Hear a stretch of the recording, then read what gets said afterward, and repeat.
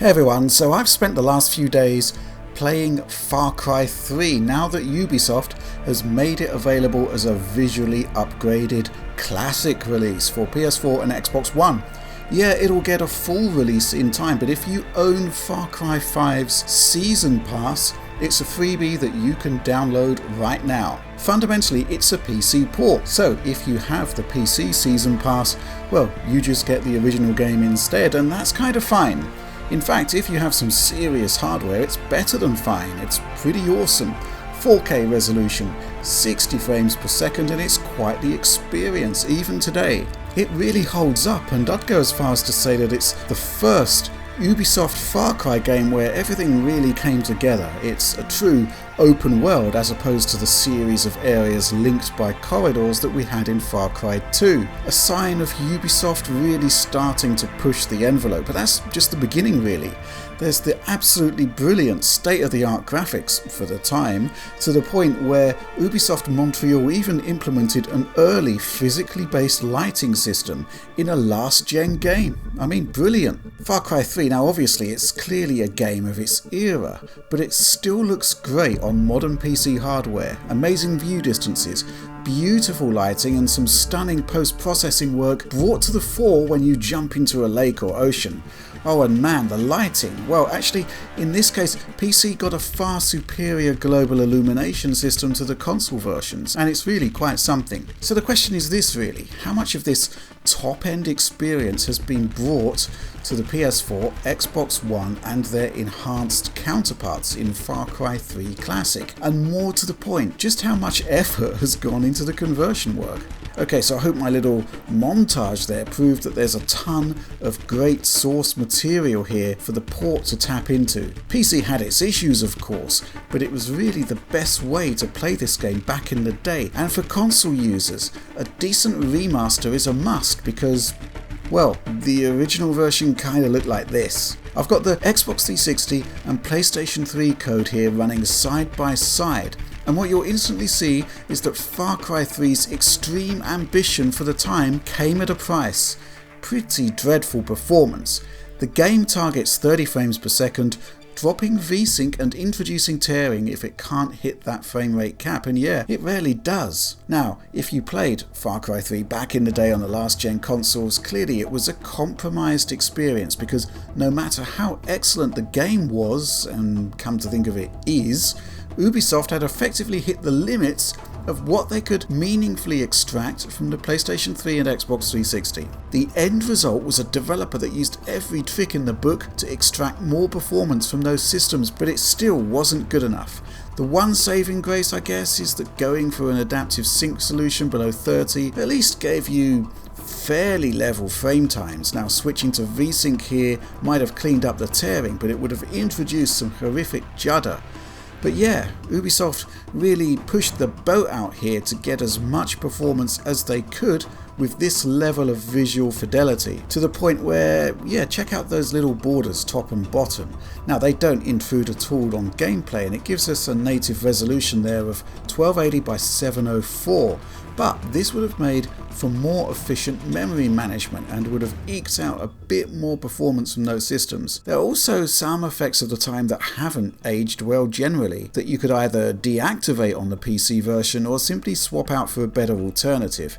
So yeah, ambient occlusion looks really poor. It's like everything and everyone has this thick black halo outline. Screen space AO was still kind of like a work in progress technology back then, still in its early days, and yeah, we've come on a lot since then. I'm going to switch now to the game running under back-compat on Xbox One X. It's still 720p, or 704p rather. It's still got the same visual compromises, but at the very least the tearing is gone and performance is pretty much locked to 30. And that's the same whether you're playing on X or S really. I picked up this copy of Far Cry 3 for just £4, and it's not bad actually. Performance was by far the worst problem of the original code, and that's pretty much sorted, but the new Far Cry 3 Classic goes further. Now I'm not going to say it's a perfect port, because patently it isn't. In fact, I think it's called Far Cry 3 Classic rather than, say, Far Cry 3 Remastered because, well, I'm not really seeing much, if any, evidence of actual remastering. It's a PC port, it really is, and that comes with some truly unfortunate side effects. And this starts right at the very beginning of the game with the intro movie sequence. Now, it was always poorly encoded video designed to fit onto an already crammed Xbox 360 DVD, and in the present era, my god, it just looks really bad. Now, I refuse to believe that the original pristine asset doesn't live somewhere in Ubisoft, ready to be re-encoded and presented in much better shape. I mean, this looks bad, and it's really not a great way to kick off the game, is it? Secondly, there's a lack of any form of remastering to the non-3D elements, the 2D bitmaps like button prompts. They're poorly upscaled to 1080p and look even worse if you're playing at 4K. Again, I really find it hard to believe that Ubisoft doesn't have a spare artist who could have redrawn these assets. I mean, literally the only new asset that I could spot was, well, the logo here. Once into the game, and there's good news and bad news. The good news is that Ubisoft has managed to retain the lion's share of the original PC version's enhancements, and they are considerable. The bad news is just about everything else. So let's kick off with the standard consoles. Xbox One and PlayStation 4. Okay, so we got native 1080p on the Sony system, which is absolutely fair enough. A 2.3 times increase in pixel count from the original. Xbox One though, 900p. Now this is only a 1.6 times increase to resolution compared to Xbox 360. Now you've probably already noticed that the performance level isn't the silky smooth 60 frames per second I enjoyed earlier on PC. We're looking at a straight 30 FPS cap here, just like the original game. Now this has upset a lot of people, but one thing I'd like to point out here is that Far Cry 3 was in many respects a game ahead of its time. Performance could be downright awful on those last gen systems. And something else I've got to tell you, my 4K 60 playthrough was using an i7 7700K at 4.5 GHz paired with a Titan X Pascal, and I'm not even running on max settings there. MSAA anti-aliasing support goes up to 8x there, and I had to settle at 2x just to ensure level performance. And even then, sometimes I still get the odd drop, and the experience still manages to visually hitch and stutter occasionally, even when RevaTuner Statistics Server tells me I'm locked at 60. Now, in his recent Far Cry retrospective, Alex told me that when testing later on in the PC version, he was actually CPU bound on a Ryzen 7 1700X and dropped beneath 60 FPS there. So yeah, I'm not going to browbeat the developers of the classic ports here for only running at 30 frames per second, because we all know that CPU power in the current gen machines isn't that great. But what I am frustrated by is that even with a 30 cap, the base consoles are still falling short, and even at 900p, the Xbox One X in particular struggles, which is quite remarkable. Weird thing about this though is that the beginning of the game, which takes place at night, actually sees the standard PS4 really hit hard, and it's actually outmatched by the Xbox One here, which still drops frames and tears a little, but clearly it's the Microsoft machine offering the smoother experience at this point in the game. It's a different story once the prologue is complete though, where aside from some streaming stutters, the PS4 looks after itself fairly well. Xbox One though, yeah, there are clearly issues. It starts off barely perceptibly when you hit the first village, just some hard to spot tearing at the top of the screen and some drop frames, but the more you play, the more noticeable it becomes. You can see the difference here in this like-for-like drive-through. I mean, clearly the performance drops are nowhere near as sustained as the original version on PS3 and 360, but dips to the mid-20s, yeah, that's definitely last-gen territory. Heavy effects work during combat? Yeah, that's another area where the game struggles, and it's not great at all. Meanwhile, by and large, PlayStation 4 is working as it should.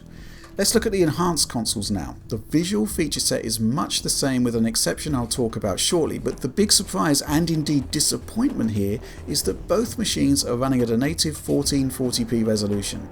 Yes, that's a lower resolution than Far Cry 5 on either console, and it's a particular gut punch for Xbox One X. I mean, it's hardware specifically designed for 4 times base resolution with a performance overhead, so we should be getting 1800p here minimum, but you're not getting that. It's 1440p. As you might expect though, this does give the Microsoft machine a performance advantage. Yes, remarkably the Pro can't lock to 30 FPS in the same stress points as the base machine, and this can extend just a touch into effects heavy combat, but by and large it's a fairly solid readout all told, and just a bit more refined on the X. So frame rate is kinda unremarkable then, and actually a real disappointment for the Xbox One S, which is gifted a Far Cry 3 experience that is actually slower and less responsive than either of its 2 more technically advanced sequels. There have been a few releases over the last few months where the base Xbox One has been given a bad deal compared to the other console versions, and it's a trend that we wouldn't really like to see continued. But if frame rate is unremarkable, anti-aliasing isn't. I mean, the PC version here only supported MSAA, which isn't a good fit for the current gen consoles and leaves developers of the classic version in something of a bind. So what's their solution? Not to implement anti-aliasing at all by the looks of it, with one exception. Okay, so foliage looks fine, but hard geometric edges just look bad. Xbox One at 900p, no anti-aliasing. Base PS4 at 1080p, no anti-aliasing. Xbox One X at 1440p, no anti-aliasing. But PS4 Pro at 1440p, yes. It looks like a post-process effect, but it's okay. Neither of the enhanced consoles look great at 1440p on a 4K screen, but they both downscale to 1080p pretty nicely, and in image quality terms, the combination of post-process AA plus a degree of super sampling actually gives the PS4 Pro an image quality edge. But why is this happening? It's utterly bizarre. Look, I really hate the lazy dev cliche. Typically there isn't one dev lazily sitting about doing a poor conversion of any given game. At the very least there's a small team, and just by the law of averages they aren't all going to be lazy. Disappointing ports are usually a factor of constricted budgets, staff, time and money, and that's far more likely to be the explanation. And you know, the disappointing thing here is that Far Cry 3 Classic is being defined by all of this negative stuff, when fundamentally stacked up against the PC version, the visual feature set isn't actually that bad. Now this is a 1080p video and I've downsampled the 1440p Xbox One X version here alongside the PC version, which I initially captured at 4K 2x MSAA, maxed out, and again downscaled to 1080p for ultimate image quality. The max quality textures are there, and they certainly weren't in the PS3 and 360 builds. The motion blur is there, the enhanced global illumination is there. It's all stuff that wasn't in the last gen versions. I mean, fundamentally at the core it's all there, it's not bad at all. I do think we're getting some cuts to shadow quality and maybe a mild cutback in the most extreme LODs. But this is the PC version, I had a great time playing it. I think that there's another issue here, and it's kind of like, well, I guess the respect for the back catalogue. This is Far Cry 3, a game that still holds up today, that just deserved a whole lot better. In a world where Bluepoint delivers great remasters and indeed great remakes of games with much lower profiles than this one, Far Cry 3 was worthy of much more care and attention. Now just imagine what this game would have looked like running in the new Junior engine seen in Far Cry 5. That would have been immense. But as it stands, what we have here is mediocrity really. It's a nice bonus if you've got the Far Cry 5 Season Pass, but really a game of this stature, a game this important deserves more. Right, so that's where I'm going to sign off for now. As always, like and subscribe to support our work, and in a world where YouTube seems content not to inform subscribers of new videos from their favourite creators, I'd urge you to ring the bell to, in theory at least, get a notification whenever we post a new video. But that's all from me for now. Thanks for watching.